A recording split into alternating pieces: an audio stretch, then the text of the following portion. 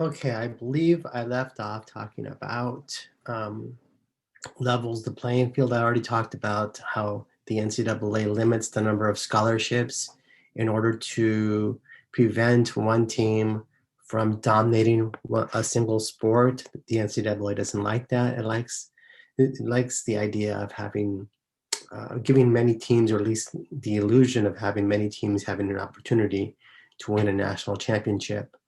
So, speaking of national championships, the NCAA administers national championships, the events that lead up to the national championship, as well as the national championship. So, for instance, it administers the national championship for, let's say, softball or volleyball or wrestling or baseball or soccer, et cetera, et cetera. The one thing that the NCAA does not administer, again, the one thing except is that you do not regulate the football postseason. They do not regulate the football postseason. So they administer national championships except the postseason for college football. And I'm not really quite sure why. I do believe because football existed before the NCAA existed, and then also because of I do believe because it had something to do with the sponsors, I believe, but I really don't know why this has always been the case. But again, they administer national championships except uh, the football postseason. So women's sports. So the NCAA didn't always regulate women's sports. The women's had their own organization that oversaw the all the female athletics. It wasn't until 1982 that women's sports fell under the umbrella of the NCAA, and so that's why it wasn't until 1982, and that's so for a long time, women participated in their own organization. Now, Title IX, the point of Title IX was to essentially give more scholarships to female athletes, and the way it's supposed to work for Title IX, it's supposed to be equitable in a sense that it's supposed to reflect to a large extent the population of the university, right? So, for instance, if the school is a 50-50 male-female ratio, the number of scholarships being given to male and female athletes should be 50-50. It's supposed to reflect more or less the population of the school, more or less. All right, so the NCAA also collects and distributes TV and marketing revenue. So prior to COVID, the NCAA made about $1.1 billion prior to COVID, so in 2019.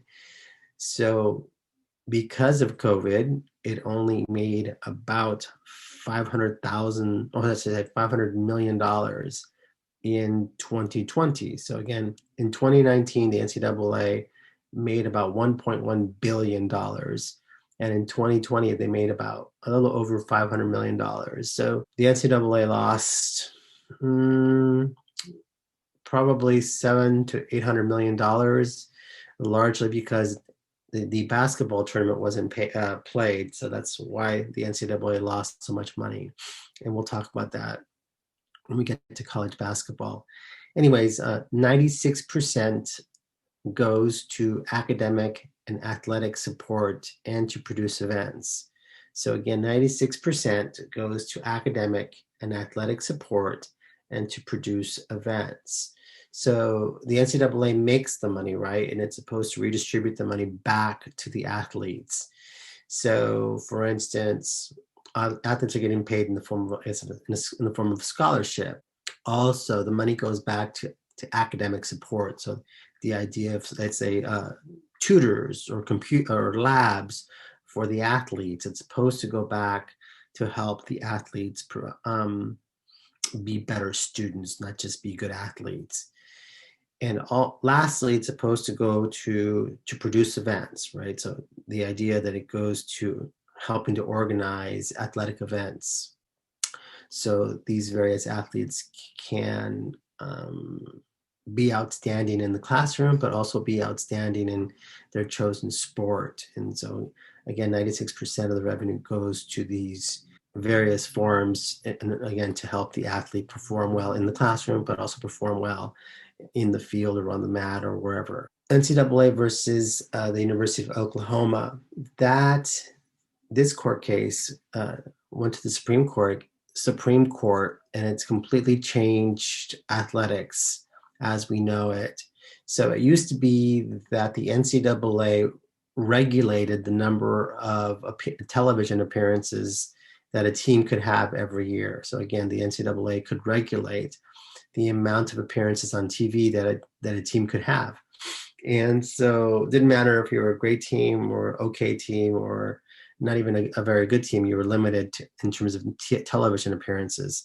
And so the University of Oklahoma and the University of Georgia did not like the setup. A lot of schools didn't like the setup. And so they ended up taking the NCAA to court over this. And the Supreme Court ruled in favor of Oklahoma. And so basically the courts said that the NCAA's television deal or television plan was not good for the consumer or even good for the universities. And so basically what this did is that it opened the floodgates and it enabled universities to negotiate their own television deals without the NCAA's interference. Because again, the NCAA controlled television appearances of the universities. So they organized and they had their own television plan that they had with the media. So now afterwards, because of this, the University of Texas could start its own network. The University of Notre Dame ended up developing a deal with NBC. And this is the reason why we see so much college football nowadays. It's because the University of Oklahoma won the Supreme Court case against the NCAA. And essentially, schools and conferences can negotiate their own television deals without the interference of the NCAA. What is the only school to receive the death penalty? That is SMU. So Southern Methodist University, which is out in Dallas, SMU, is the only school in the history of the NCAA to receive the death penalty. Essentially meant that they could not appear on TV for I don't remember how many years, but essentially the NCAA death penalty really killed SMU. SMU, prior to the death penalty, was one of the better teams in college football.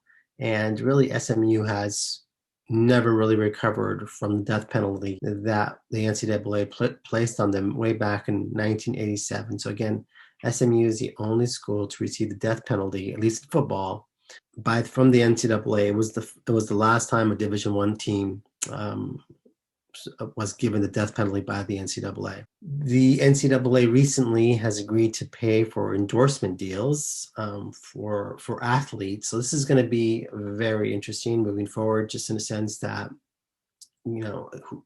obviously I would say this deal is going to benefit more football players and basketball players and maybe even some baseball players than other athletes in other sports. And so what happens with this moving forward is going to be interesting in a sense, again, of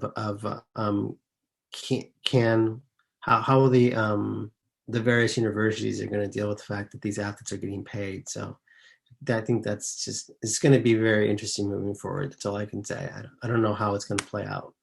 But anyways, this is a little bit about the NCAA agreeing to pay for endorsements and likeness and those sorts of things. Now that huge change, I should say, for college athletes, the NCAA now saying it will allow athletes to profit from their names and image. Eva Pilgrim is here with those details. Good morning, Eva. Good morning, Robin. This is a major shift. Colleges and universities have long made money off the images and names of their athletes, but in order to stay eligible, those students couldn't earn a dime. Well, this morning, student athletes are one huge step closer to getting paid. Weaving his way out across the 35, breaking a tackle. It's a game-changing decision. The NCAA now clearing the way to allow college athletes to get paid. The NCAA announcing Tuesday that its Board of Governors is breaking a tradition that's lasted more than a century, voting unanimously to permit students participating in athletics the opportunity to benefit from the use of their name, image, and likeness. We do think it's possible to do this in a way that maintains the collegiate model, stops short of pay for play, and addresses the concerns that many lawmakers in particular have articulated over the last few months. Reaction to the NCAA decision quickly flooding in. LeBron James tweeting, "It's a beautiful day for all college athletes going forward from this day on," adding that it is not a victory, but a start. The Lakers star, who never attended college, an outspoken supporter of similar legislation that was signed into law in California late last month. I always tell you part of the reason why I went to the NBA is to get my mom out of the situation that she was in. I couldn't have done that if I would have stepped on a college campus. Under the decision, some of the biggest names in college sports now stand to earn millions. These young athletes now able to hire agents and sign major endorsement deals. How much could they potentially make? Duke standout and current New Orleans Pelican power forward Zion Williamson reportedly signed a $60+ million deal with Nike before he'd ever played even one game in the NBA. But it's not just big-name sports, but athletes of all stripes that could potentially benefit from this new deal.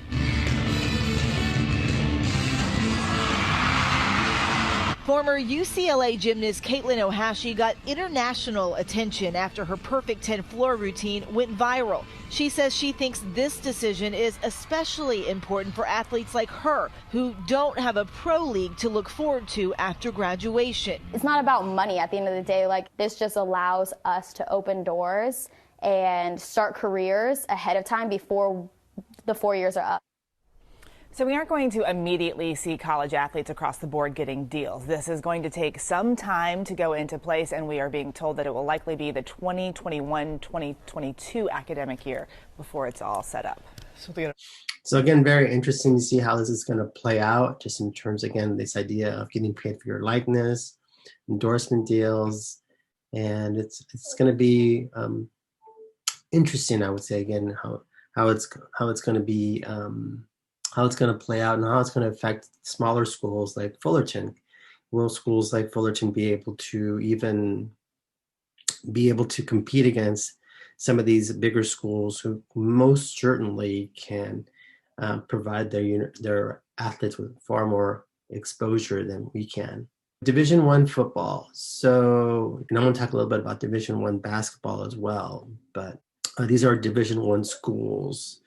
Whether it's Division I basketball or football. And so these are the various conferences that play in Division I. And so really you need to think about NCAA as have one buyer, right? So if you're a really good athlete in whatever sport you play in and you get a scholarship, there's really only one buyer of your talent, right? And that would be the NCAA. I mean, I guess you can choose to go pro, but then that's no longer college athletics. But if you want to be a college athlete, you have one choice in the United States. And so really it should be a monopsony. It's a monopsony. It really is a monopsony because you don't really have a choice. In terms of distribution, it's an oligopoly because as you can see here, there's a handful of that I'm going to point out right now that are powerful school conferences when it comes to football, or powerful conferences when it comes to basketball. So I'll name who are the powerful football conferences first, and there's five big ones.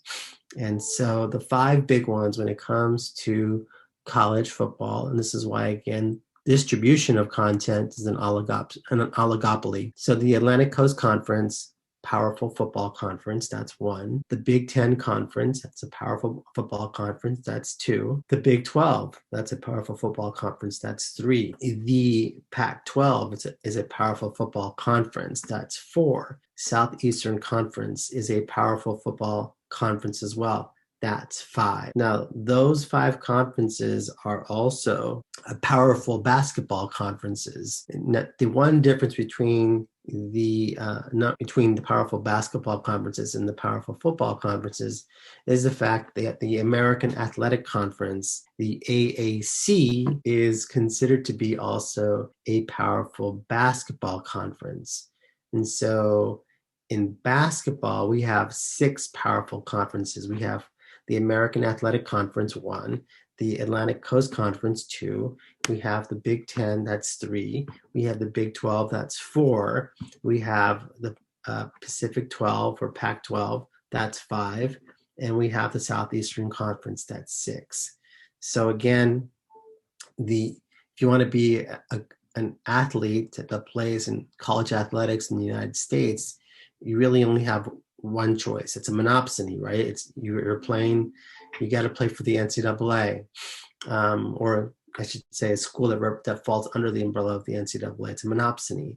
The distribution part of it is an oligopoly, right? Because it's controlled by a handful of powerful football conferences, but also a handful of powerful basketball conferences as well. So a little bit about television structure.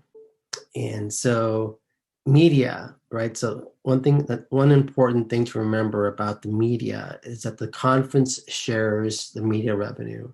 So for instance, we'll talk about the Pac-12 since the Pac-12 is here in Southern California. And so that means schools like USC and UCLA share their revenue with schools like Colorado, Oregon State, Washington State, whatever school happens to be in their conference. Those conference schools revenue share the media revenue, whether the school is good in football or terrible in football, and it applies the same to basketball, though basketball during the regular season doesn't attract much attention. So anyways, there's 3 different types of tiers of games on television. And so we have tier 1. So that means that the game's going to be on network TV or cable television. And so think of tier 1 as being the best game. And the television network and the cable network are going to negotiate who's going to televise the game. So let's just say that it's a game between Alabama and Georgia. Okay, it's a good game. And let's just say that ABC and ESPN both have deals with the Southeastern Conference. So in this case, the ESPN and ABC are going to negotiate, okay, is it going to appear on ABC or is it going to appear on ESPN? So they negotiate where the game will appear. So anyways, again, tier 1 means the best game. And if the conference has a cable deal and a regular television deal, those 2 parties have to negotiate where the game is going to be televised on. And tier 2 it's a cable television game, which is the second best game. So tier 2 is the second best game. And tier 3 usually means that nobody really cares about this particular game. Maybe it's a local game or a regional game. Maybe it's let's just say it's a game between Oregon and Oregon State. Nobody cares about that game outside of the state of Oregon. And so that's an example of a tier 3 game. So in a tier 3 game, the schools themselves are going to be given the rights to televise that game. And so the schools will negotiate with a television network, or they'll negotiate with a cable network or whatever, and to figure out how the game's going to be televised. So again, tier 1 means the best game. Tier 2 is the second best game. And tier 3 is the game that really people don't care about. And so therefore, they're probably going to negotiate with an RSN. So RSN stands for Regional Sports Network. And the universities will negotiate deals with these RSNs, these regional sports networks, to figure out who's going to get the rights to that particular game. So rivalry games. And so television loves to televise rivalry games. So for instance, USC, UCLA would be an example of a rivalry game. Auburn versus Alabama is considered a rivalry game. Army versus Navy is considered a rivalry game. And Texas versus Oklahoma is considered a rivalry game. And so these games are critical because they oftentimes have a long history, right, of playing these games. And so fans seem to be interested in these types of games. So fans always like the idea of games between good and evil, right? The good guys versus the bad guys. And of course, the rival are the bad guys, and their teams their team is the hero. And so again, rivalry games are key within the television structure because the networks and cable networks really like to televise these games. The one game that's interesting, that it does attract, that's unique, I should say, is the USC versus Notre Dame game. It's unique because it's intersectional. Intersectional means they come from two different regions of the country. So really, this is the one game that's a national rivalry. Most games, right, they're both schools are located in the same state or maybe in the same local area. And so USC is here in obviously Los Angeles, and then we have Notre Dame that's located near Chicago. And so the game itself doesn't make a whole lot of sense about why would USC and Notre Dame be rivals. One school's located in Chicago and the other one's located in Los Angeles.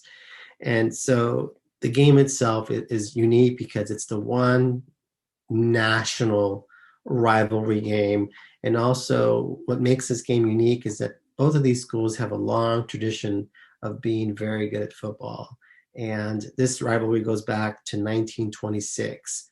So this is, before even planes really flew, and at least long distances. And so the way that large teams, whether it's Notre Dame coming to Los Angeles or USC going out to Chicago, really to Indiana to play this game, they really had to hop on a train, right? And so these teams that would travel on a train to finally get to that location, but they would be stopping in these little tiny towns.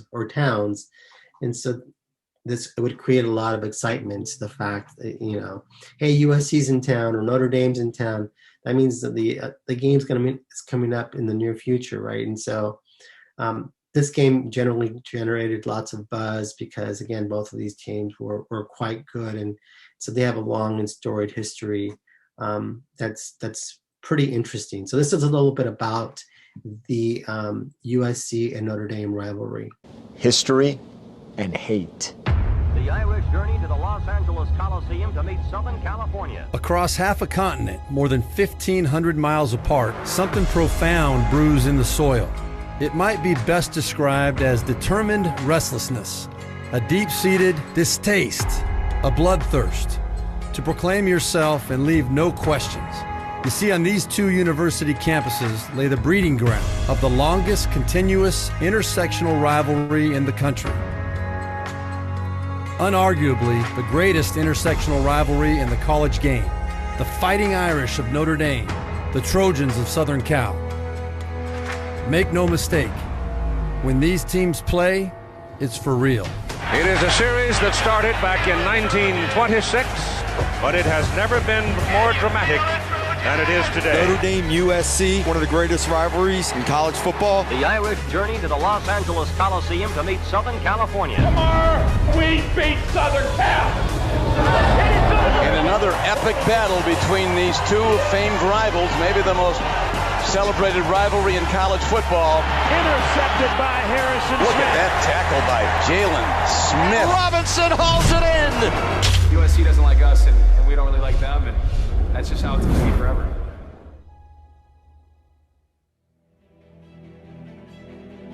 The history goes back to the early 20th century, at a time many schools in the Midwest would not play this small Catholic school in Indiana.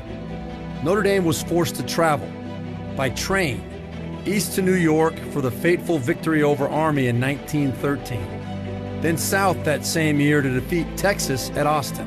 The Irish were claiming fame as a railroad team.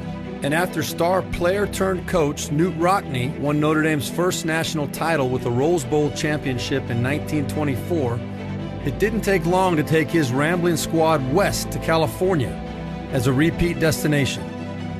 The story that's often told is that it was the coaches' wives who first raised the notion of playing each other, that they met at an event and hit it off.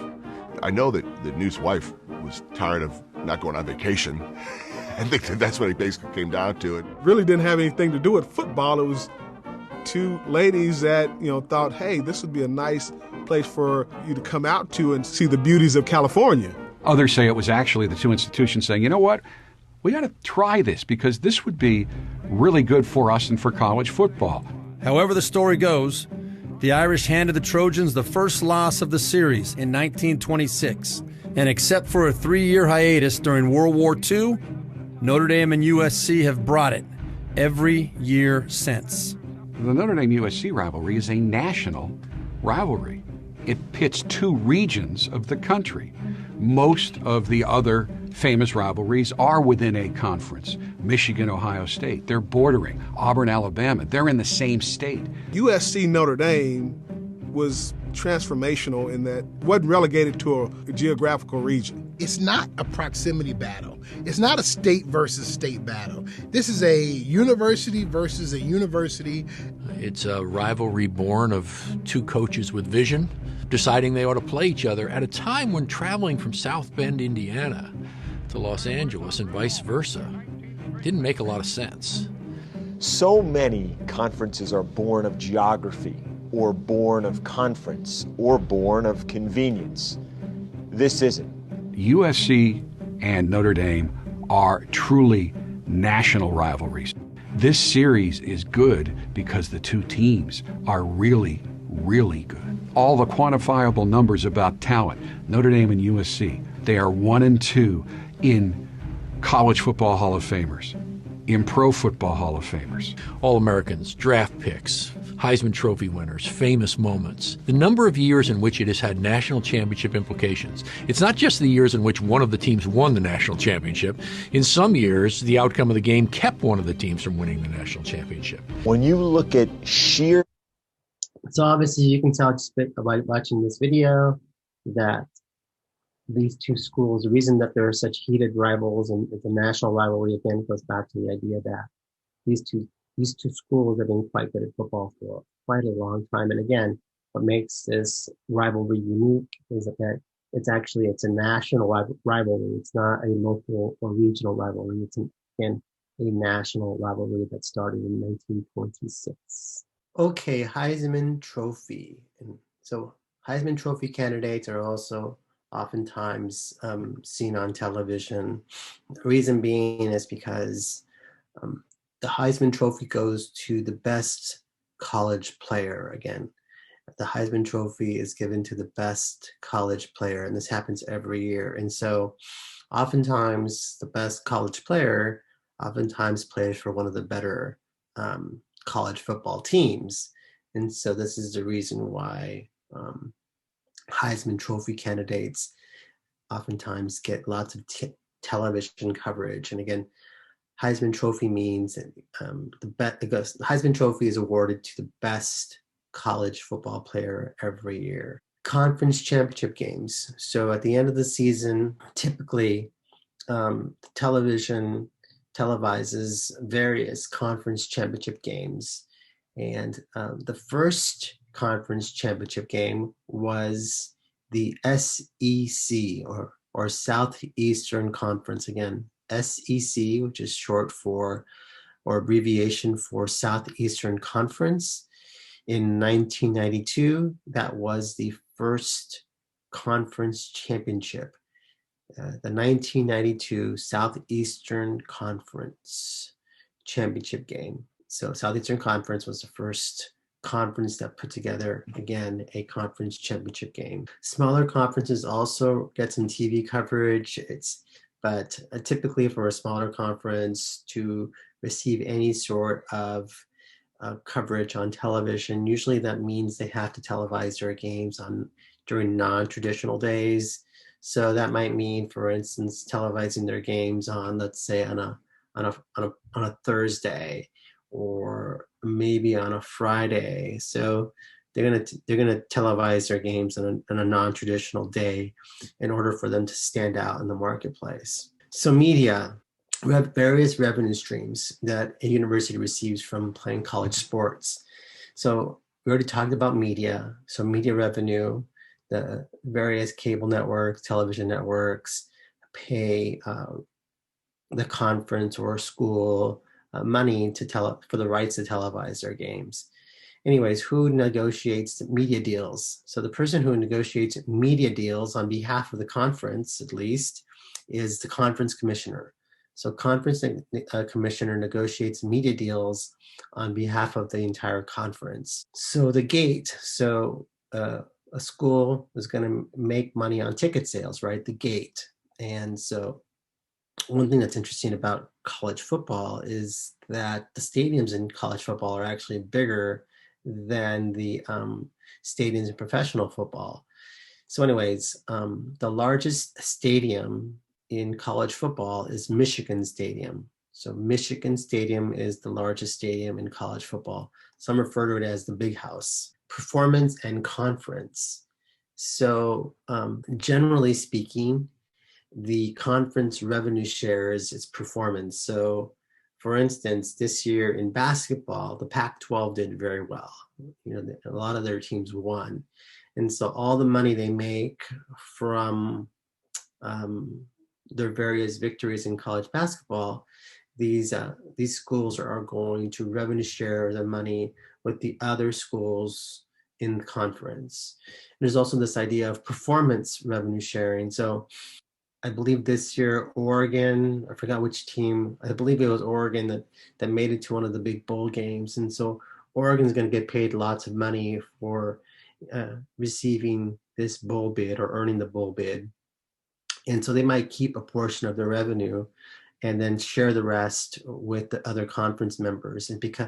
And so essentially, right, they're getting paid for their performance. And so, but it depends also on the deal that university has with its conference. And so some universities have this performance clause in their contract where if they perform at a high level, they can keep a bigger chunk of the revenue. Another revenue stream, of course, is merchandising. So that's from people buying, let's say, T-shirts or jerseys or pajamas or whatever. And so this merchandising goes to the various universities as well as conferences. Naming rights. So some universities have big basketball arenas or big football stadiums, and so, or even baseball fields that they may sell the naming rights to a company or to an individual. And so the selling of naming rights for the venues is a revenue stream. Pouring and concession rights. So a university is going to grant, let's say, pouring rights for a soft drink company. Let's say at their venues, they only allow, let's say, Coca-Cola or maybe Pepsi. And so they're going to grant exclusive pouring rights to that soft drink company. This also applies to concessions, right? They're going to give exclusive rights to a certain company to sell hot dogs and another company to sell, let's say, nachos, another company, for instance, maybe to sell hamburgers, so on and so forth. So the universities sell pouring and concession rights to vendors. Sometimes, the concessions could be a wide variety of items that falls under the umbrella of that particular vendor, or maybe they just do one item. Just depends on the vendor.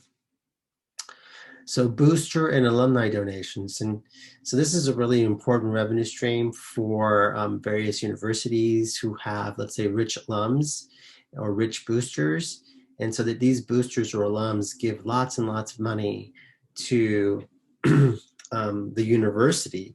And then the university turns around and builds very nice facilities for their athletes, but it also helps the university recruit athletes moving forward. So as an example,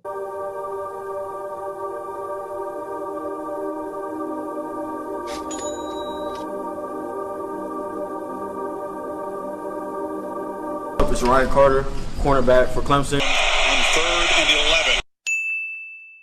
Big throw near side. Calvin Ridley collects it in traffic. Very little running room as Ryan Carter, the corner, shut him down, and the time go 3 and out. I'm going to show y'all around the new facility. Hope y'all like it.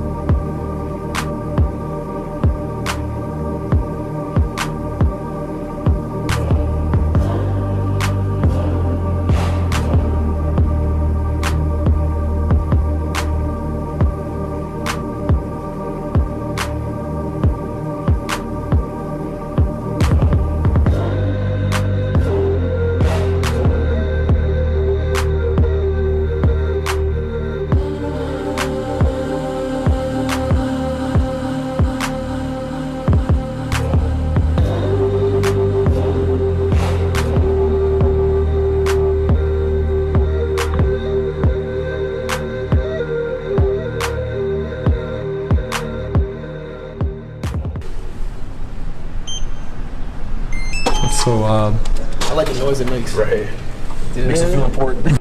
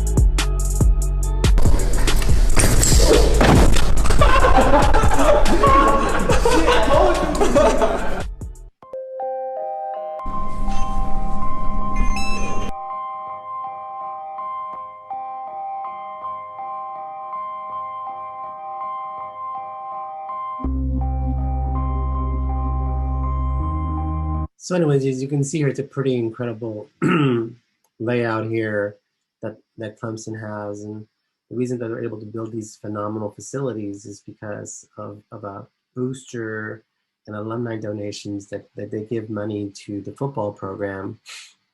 And then the football program turns around and builds these very nice facilities that's going to help them recruit better athletes moving forward. And it keeps Clemson being a powerhouse in college football. And so this is a really important revenue stream for various universities throughout the country.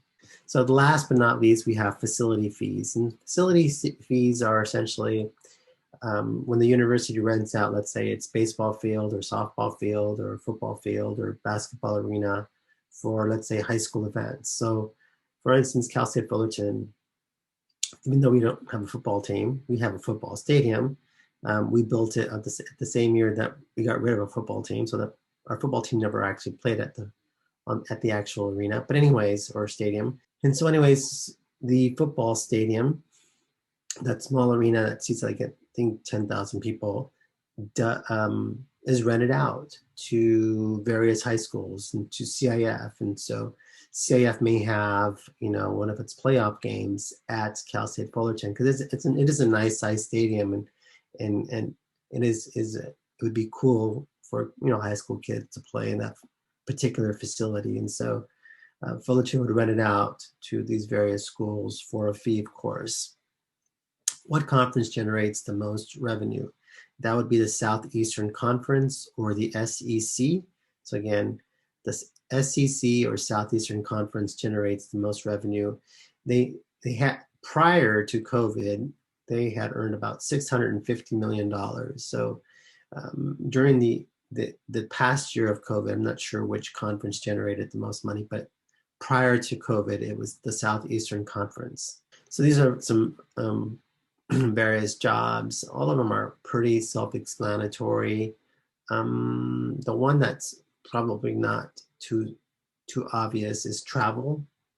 So some of these universities travel a great deal to various locations, and so you need somebody to organize their travel for them, and so you need somebody to do that. Let's see, you have people who work in sales or marketing who are essentially trying to sell tickets or think about marketing promotions, or trying to create or generate sponsorship deals with local businesses, for instance. They're trying to promote not only the business, but also promotes the athletic department as well. So it's a combination of two things: PR and community relations or community affairs. You try to get athletes to do good things in the community, which then they report and cover, and hopefully it gets covered in the media. What else? That's not very obvious. TV production. So actually, you usually have a person who's filming practice, and so it's part of a job for the football program especially. And so the coaches go through the film every day after practice, and they go through the film to see which actors are are improving, which athletes need to work on their technique, so on and so forth. So you actually have somebody who's constantly shooting film, and then oftentimes they also edit this film for the various positions. So in other words, you're going to have film on, let's say, the offensive lineman. You're going to have film on, let's say, the defensive lineman, the quarterback, so on and so forth. So the other ones are pretty self-explanatory. So college basketball. So James Naismith is the father of college basketball. So again, James Naismith, father of college basketball. Okay, a little bit more about college basketball. So Senda Berenson is the mother of basketball, Senda Berenson. So it's spelled S-E-N-D-A, Berenson, B-E-R-E-N-S-O-N, I believe. So she's considered to be the mother of basketball, Senda Berenson. And so she essentially got the rules from James Naismith, and so she modified the rules a little bit for women. NIT actually was the primary premier basketball tournament even before the NCAA basketball tournament. So again, the NIT was the premier college basketball tournament prior to the NCAA. It was more prestigious to win the NIT championship than it was to win the NCAA championship early on. Unfortunately, the NIT basketball tournament was ruined by a gambling scandal that took place in, I believe, New York City. So NIT, again, the most prestigious basketball tournament in the early days of college basketball. So 1968 basketball game between the University of Houston versus UCLA. It was called the Game of the Century. Why is this important? Because a couple of reasons. Number one, it attracted 52,693 fans. So it was the largest live audience up to that point in time to watch a basketball game. Again, 52,693 fans. It was the largest live audience to ever watch a college basketball game at the time. But even more importantly than that, it was the first nationally televised basketball game, college basketball game. So first nationally televised college basketball game. So if you're not familiar with the basketball game, I'll show you a video. Houston was led by a guy by the name of Elvin Hayes, a very good basketball player, and UCLA was led by Lou Alcindor, who many people call the greatest basketball player ever to play the game, both in the college ranks as well as in the pros. And of course, it's arguable with Michael Jordan, but later on, Lou Alcindor will change his name to Kareem Abdul-Jabbar. So this is a little bit about the basketball game.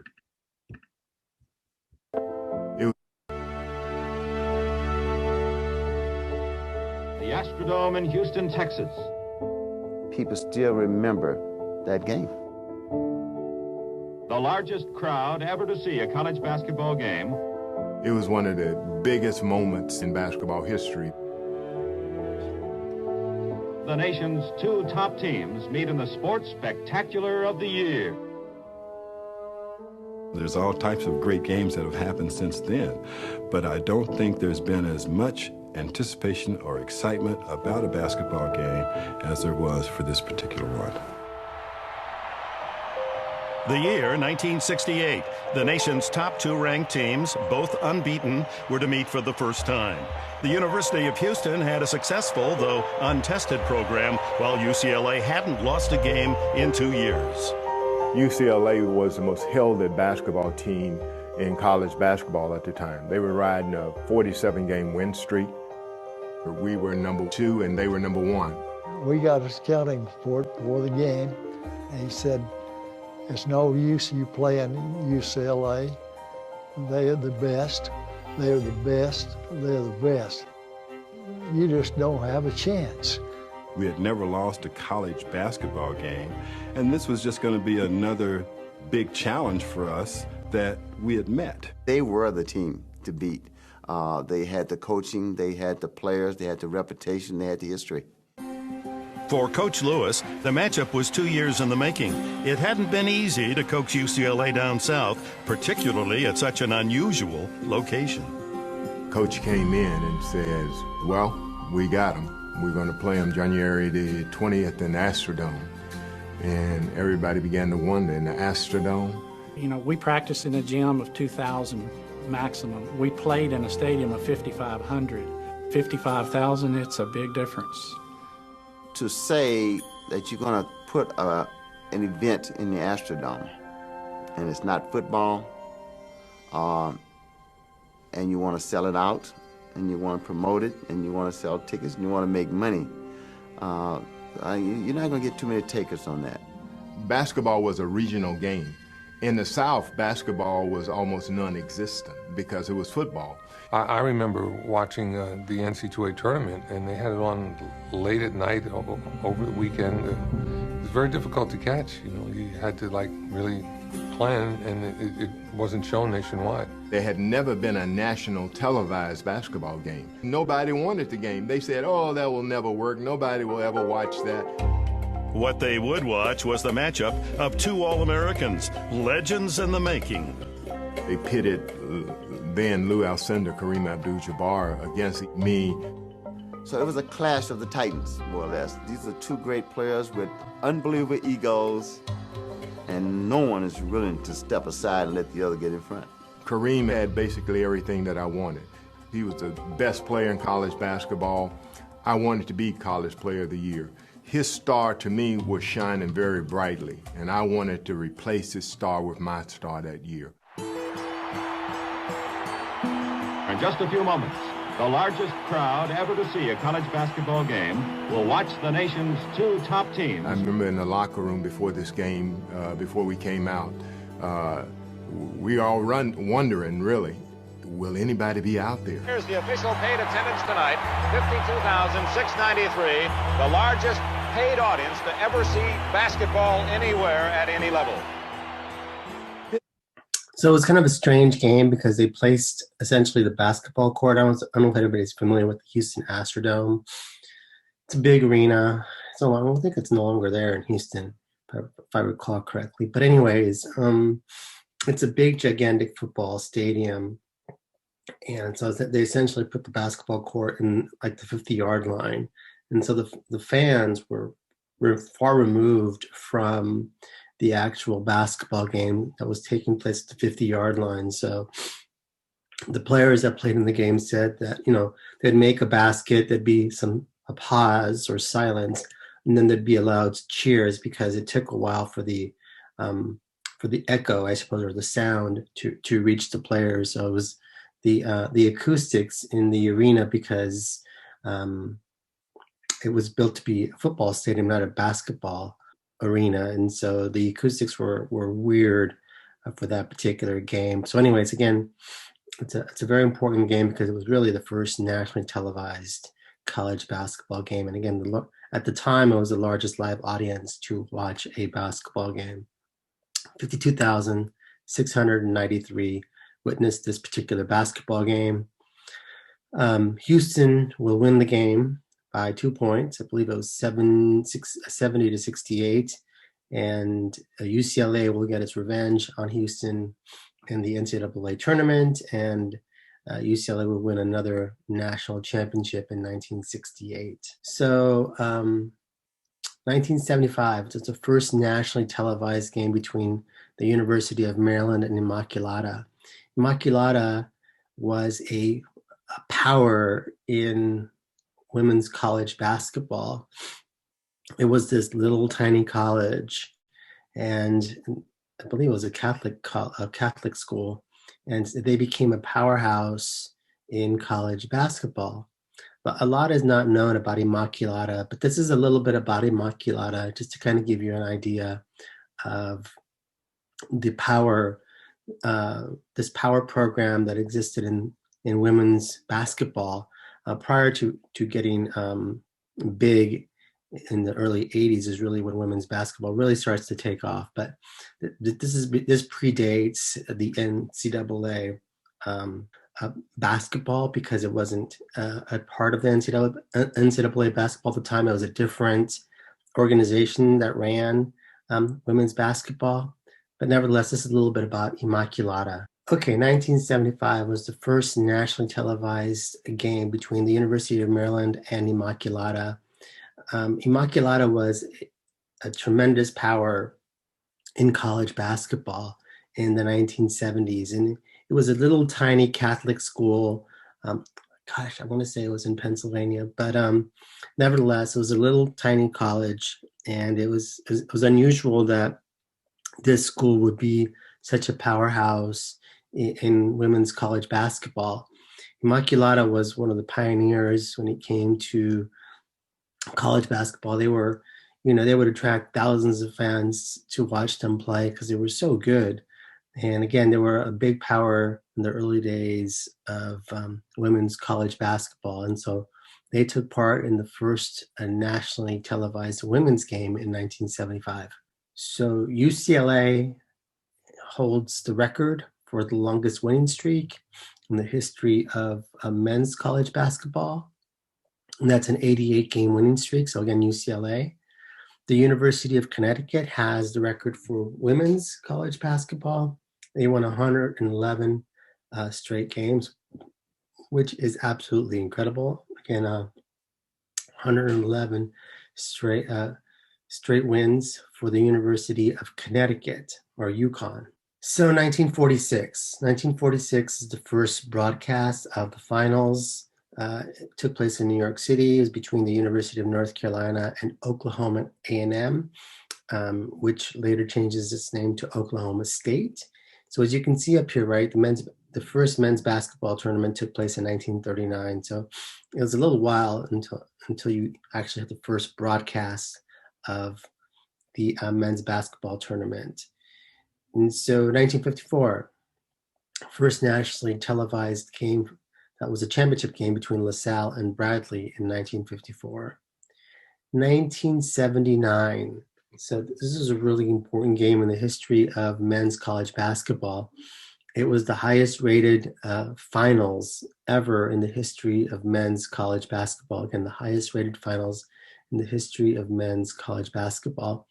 It was a game between Michigan State, led by a guy by the name of Irvin Johnson, later known as Magic Johnson, and Indiana State. Indiana State was led by a guy by the name of Larry Bird. And so these two schools led by, again, two iconic players, one Larry Bird, the other one Irvin Magic Johnson. They played out in this classic game in 1979, where Michigan State will eventually defeat Indiana State in this particular game. But again, it's the highest rated national championship game ever in the history of college basketball. What network got its big break in 1980? That was ESPN. So ESPN got its big break in 1980 when it televised the early rounds of the NCAA tournament. CBS earned exclusive rights starting in 1991, and CBS pretty much has had exclusive rights ever since. So from 1991 to present day, CBS has earned the exclusive rights to the men's basketball tournament, and they've done a pretty good job of covering the actual tournament. In 1997, in order to generate more revenue, the NCAA decided to move it into bigger venues, and so the Final Four tournament, or the Final Four event, they ended up wanting to place this event in venues that seated minimum 40,000 people. And in 2009, again, in an effort to make more money for the NCAA, they decided to move them into football arenas. And so now the capacity is at 70,000 plus.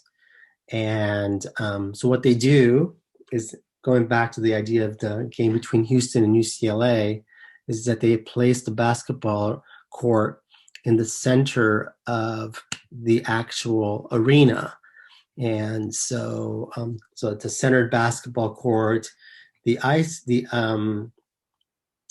depth of perception is kind of thrown off because basketball players aren't used to playing in football arenas. They're used to playing in obviously basketball arenas. So the depth of perception is thrown off. And this is why I think you see at times poor shooting in the Final Fours, because these players aren't used to playing in football stadiums. Are used to playing in smaller basketball arenas. So anyways, 2011, the NCAA signed a $10.8 billion 14-year deal, which has been renewed, by the way. So going back to the very one of the earlier slides where I said the NCAA lost $500 million this past year because of COVID, largely the loss of money came because the NCAA tournament wasn't played. It was canceled in 2020. And so this tournament is the biggest moneymaker for the NCAA tournament. Or I should say for the NCAA. Football does not generate the amount of revenue for the NCAA.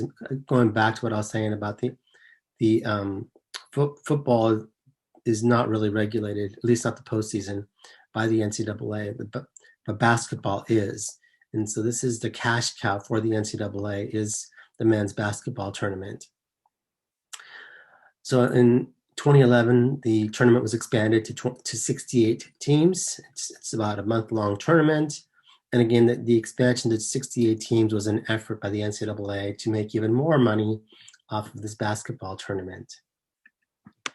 So now each conference earns $337,141 for appearance. And just in other words, for when a conference just makes an appearance in the tournament, they earn $337,141. So I can't remember which team from the Big West made it to the tournament this year. I can't remember if it was UCI. But anyway, let's just say hypothetically, Cal State Fullerton made it into the NCAA tournament. And just by the fact that Cal State Fullerton got invited, they would have earned $337,141 just by making an appearance. And then every single win afterwards, they would have earned an additional $337,141. And that should be, by the way, 2021, not 2020, because that was the amount of money that earned in 2021, $337,141. And it's over a period of 6 years. So in other words, the conference, right, the teams in the conference, the NCAA counts the number of victories and appearances that are earned over a 6-year period. And that's how they end up paying the various conferences. It's over a 6-year period. The tournament is filled with upsets. This is why they refer to it as March Madness, which is a term that was, I guess, coined by Brett Musburger, was the person who coined the term March Madness, I believe. And so it's filled with upsets, meaning that, oftentimes you have teams that are favorites that end up getting defeated in the first round by a team that nobody's ever heard of. It happens all the time. What school has the most titles? The school that has the most titles is UCLA. So UCLA has 11 titles in the history of the tournament. What coach has the most championships? That is John Wooden. John Wooden, legendary coach from UCLA, won 10 national championships during his career at UCLA. Some call him the greatest college basketball coach ever. Some call him the greatest coach ever. I mean, I don't know. What was his winning streak in the NCAA? So he won 38 straight games in the NCAA. So that's pretty extraordinary if you really think about it, because nowadays, usually the first round game, if you have a high seed, meaning that, or I should say a low seed, because if you're given a high ranking, usually your first opponent's not very good. And so usually you should win that game. And really, if you have a pretty good team, you should win the first 2 rounds fairly easily. So anyways, but back when John Wooden was coaching, that wasn't the case. Usually the conferences that sent teams to the NCAA tournament were all champions. So they were not playing teams that were pushovers by any means. And so just to have a winning streak of 38 straight games in the NCAA tournament is extraordinary. That record, I believe, will never be broken. So again, 38 straight games, John Wooden won in the NCAA tournament. And he had 4 undefeated seasons in his career. So again, 4 undefeated seasons. So Walter Camp is considered to be the father of college basketball. Walter Camp, came up with some of the rules for the game. So for instance, a big one that he came up with was to reduce the number of players that played in the game. It used to be like rugby, like 15 on 15. It reduced it to 11 on 11. What was the first bowl game? The first bowl game was the Rose Bowl, played way back in 1902. So again, what was the first bowl game? It was the Rose Bowl in 1902. As you can see here, the Rose Bowl has been a trendsetter when it comes to media. And so 1927 was first, Rose Bowl was the first nationally broadcasted game on radio. In 1952, it was the first nationally televised game on television. So again, 1952, first nationally televised game on television. Okay, what is the importance of the 2006 BCS National Championship game? So it was a game between the University of Texas, one of my alma maters, as well as at the University of Southern California, USC, and another one of my alma maters. So I was kind of torn when this game took place because I went to both schools. So I was kind of like, who should I vote for? And so anyways, what is the importance of this game? It's because this game is considered to be the greatest college basketball game ever played. Again, it's considered to be the greatest college basketball, the greatest football game ever played. So again, it's the greatest football game ever played in the history of college football. It was a tremendous game that goes, back and forth and back and forth and back and forth. And so this is a little bit about the backstory or the story, the backstory as well as the a little bit about the actual game itself. And it was already burning. Heisman Memorial Trophy. Reggie Bush of USA.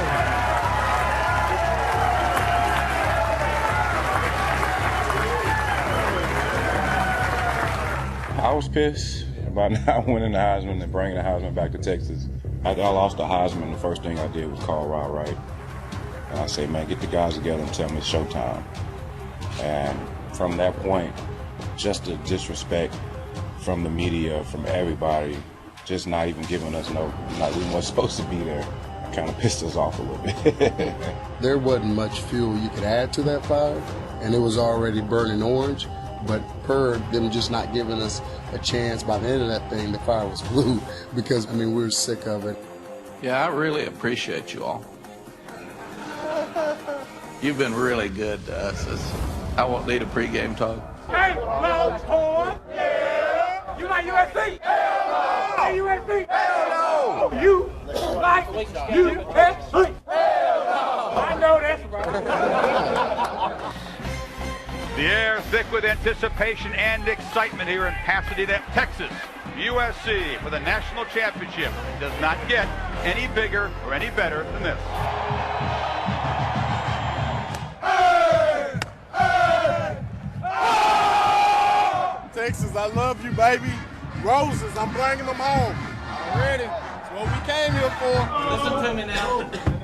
Keep playing. Have fun and keep playing. Don't look up. You got your goal. Let's go get your goal. What time is it? Game time. Here we go. Reggie Bush is your beat back.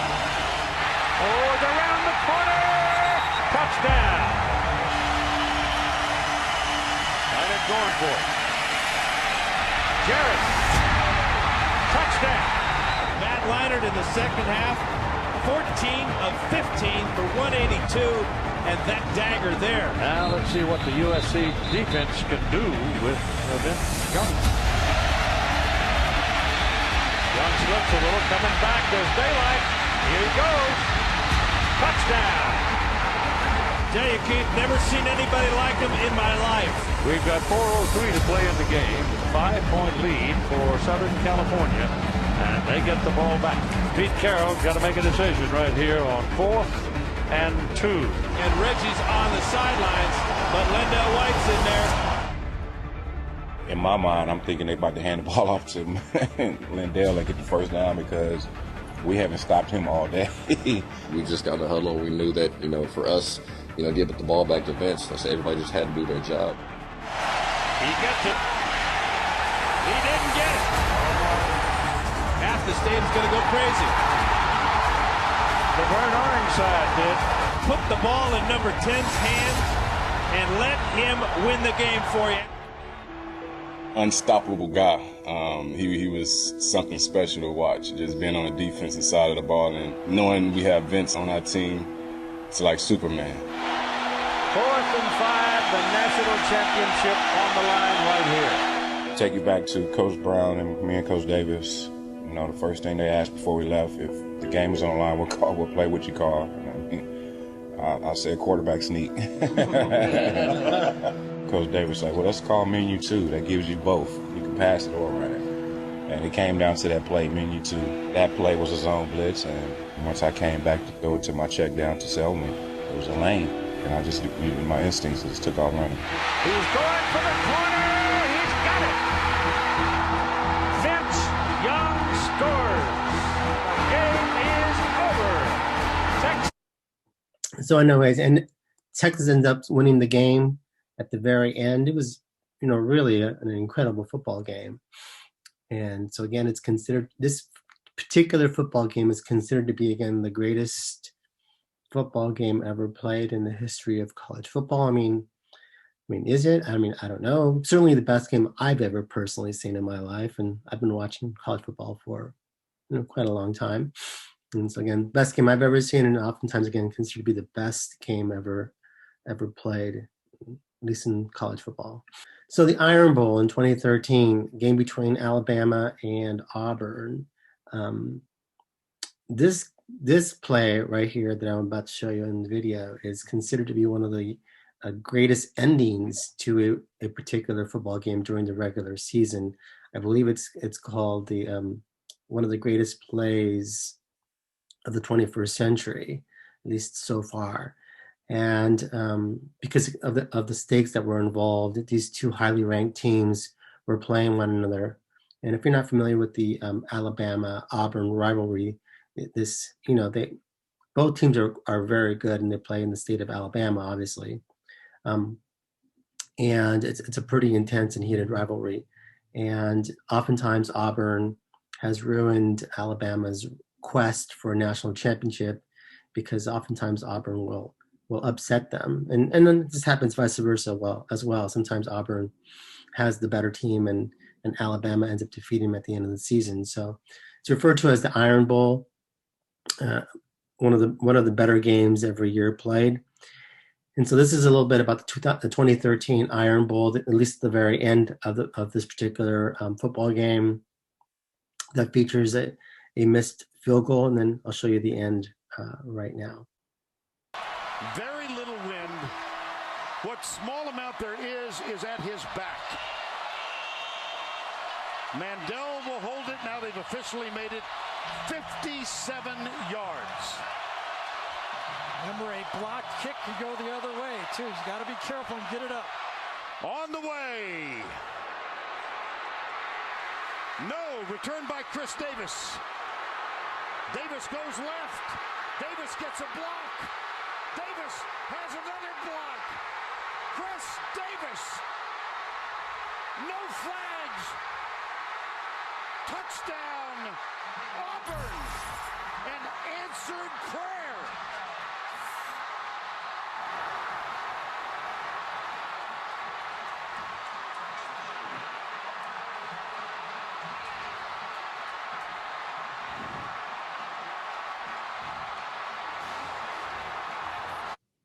So again, the end of this particular play is considered to be one of the greatest endings to a college football game, at least in recent memory.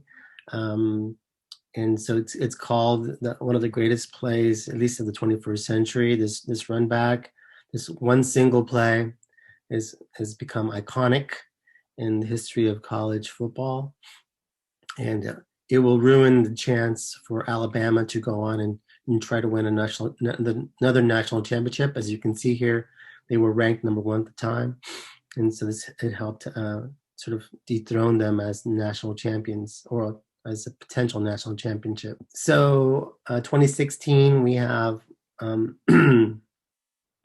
game between Virginia Tech and Tennessee. As you can see here, most spectators ever to watch a football game at 156,990. You're sort of wondering, well, didn't you say Michigan Stadium was the largest stadium in the history, in college football? And it is. But they didn't actually play this particular game in a football stadium. They decided to play it at a NASCAR venue. So then they played it at a NASCAR venue. And that's the reason why they were able to seat or put, have a capacity of 156,990 people to watch this game between Virginia Tech and Tennessee.